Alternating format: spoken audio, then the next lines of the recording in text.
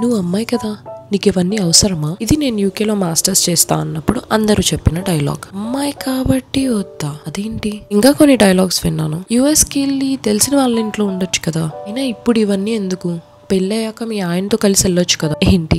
నేను ఎవ్వరి మాట వినలేదు. నా పాటికి నేను యూనివర్సిటీస్ గురించి రీసెర్చ్ చేసుకుని ఫ్లైట్ ఎక్కి వచ్చేసాను. Fast forward to today, masters finish చేసుకున్నా, మంచి జాబ్ చేస్తున్నాను. అప్పుడు ఎవరైతే నీకు ఇవన్నీ అవసరమా అన్నారో అదే బ్యాచ్ ఈ రోజు నాకు ముందుగానే తెలుసు నువ్వు అక్కడ సెట్ అవుతావని అంటున్నారు. పాయింట్ ఏంటంటే పక్కన వాళ్ళని కన్విన్స్ చేయడం అంత ఈజీ కాదు. ఇలా మాస్టర్స్ కి బయటికి వెళ్ళాలన్నా లేదా పక్క సిటీలో ఒక జాబ్కి వెళ్ళాలన్నా అంతెందుకు, ఇంటి నుంచి బయటికి ఒక సోలో ట్రిప్కి వెళ్ళాలన్నా అమ్మాయికి ఒక పెద్ద యుద్ధమే. సో మనకి ఏదైతే ఇష్టమో మనం దాని గురించి రీసెర్చ్ చేసుకుంటూ మన 100% ఎఫర్ట్ పెట్టుకుంటూ వెళ్ళిపోవడమే. కన్విన్స్ అయితే ఓకే, కన్విన్స్ అవ్వకపోయినా ఇట్స్ ఓకే. అందరి దగ్గర మంచి అమ్మాయి అనిపించుకునే బదులు మన లైఫ్ మనం హ్యాపీగా బతకడం ఇంపార్టెంట్. నేను బయటకు వచ్చేటప్పుడు నాకు నచ్చింది చేస్తున్నా అనుకున్నాను, కానీ కంఫర్ట్ జోన్ నుంచి బయటకు వస్తే నీ గురించి నువ్వు ఎన్ని నేర్చుకోవచ్చో అర్థమైంది. మన డెసిషన్స్ మనం ఎలా తీసుకుంటున్నామో అర్థమవుతుంది.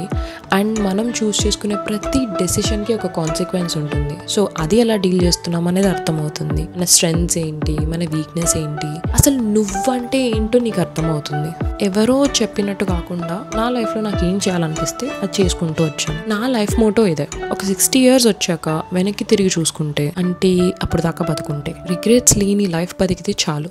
ఇంకేం కావాలి చెప్పండి. సో పక్కన వాళ్ళ సజెషన్స్ తీసుకోండి, తప్పులేదు, కానీ మీకు నచ్చింది మాత్రమే చేయండి. ఓకేనా? బాయ్.